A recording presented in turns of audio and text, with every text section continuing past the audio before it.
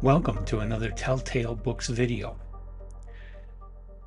Previously, I read and did a review for this channel of Alice's Adventures in Wonderland by Lewis Carroll. At that time, I only did Alice's Adventures in Wonderland, not Through the Looking Glass. Now, I had never read anything by Lewis Carroll before. I've never read these books when I was a kid. And I think that does kind of color my um, reaction to them. The fact that I'm more of an adult, and so much of it, I can see kids loving it, but as an adult, not so much. Um, but even so, I thought Alice's Adventures in Wonderland was really, really good. I definitely gave that a top tail, not just because of it's famous, but because I just really love the story. But Through the Looking Glass, it's not simply going back into the same world as Alice's Adventures in Wonderland, and it's not simply repeating the same exact thing. It's quite a bit different.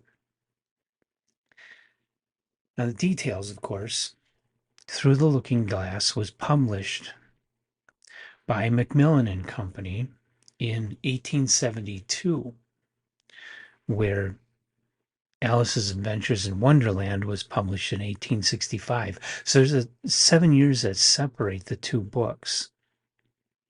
In case you don't really know much about Through the Looking Glass, what happens is you have the character of Alice again. She's in a study or a family room type room in the house by a fireplace. There's a mirror above the fireplace,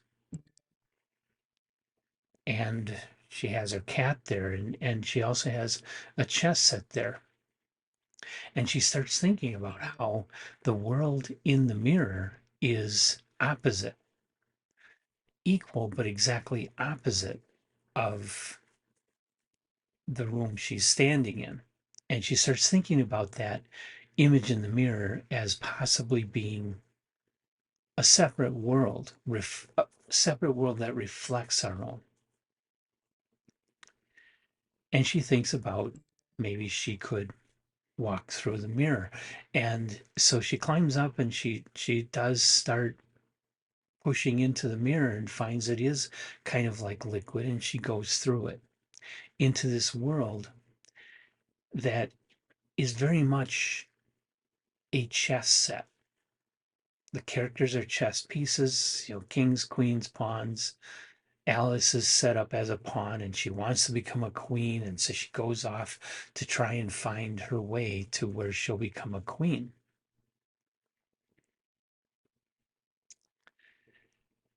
And along the way, she meets a variety of characters: Tweedledee and Tweedledum, Humpty Dumpty, among others.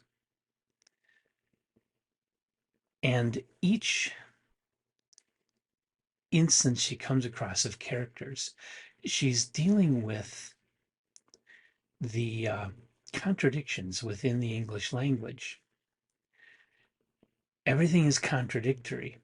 Everything, everybody is taking her to task for the way she speaks, and that's because the English language does have a lot of words in it that have double meanings and multiple meanings, or which are used in ways that they weren't meant to be used.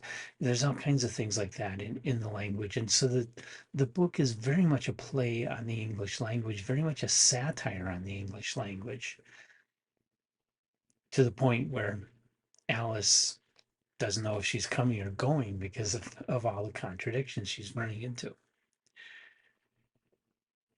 It's an interesting story. I felt it wasn't as impactful as the first one. So I'm not going to give Through the Looking Glass a top tail status. Because I feel it's like a good sequel, but not a great sequel. It doesn't quite rise to the level of book one. but it is still really good. So, 4 stars, 4.25 stars, something like that, if I was giving it a star rating, but still falling short of the original Alice's Adventures in Wonderland.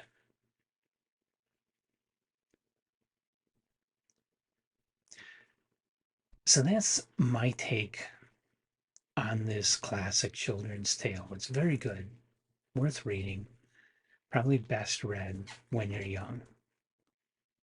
And I might, if I would have read it as a kid, I might be giving it 5 stars, but might be giving it top tail status. But maybe because I'm approaching it as an adult, it's not quite measuring up to that. So, what have you read Through the Looking Glass, and what did you think? Um, do you think it is something where I'm less than impressed because I'm an adult, or is there something I'm missing here, or what? I haven't read a lot of critical works about Alice and or Through the Looking Glass. I'm just sitting and reading it in this Barnes and Noble book. It's the complete works of Lewis Carroll. I'm going through it and just reading it and gauging my reaction, just reading the actual story. So anyway, leave your comments. Click the button to like the video, click the button to subscribe to our channel. Come on back for more. I will do more Lewis Carroll in the future.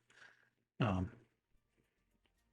think next is Sylvie and Bruno, which Emily really loves, and she wanted it to be a top tail, so we gave it top tail status, but I've never read it, so I'm curious. I want to read that and the conclusion to Sylvie and Bruno that Lewis Carroll read. They'll be the next ones. It may be a while before I get to them. It took me a couple of years to get back around to Lewis Carroll, but I will get there.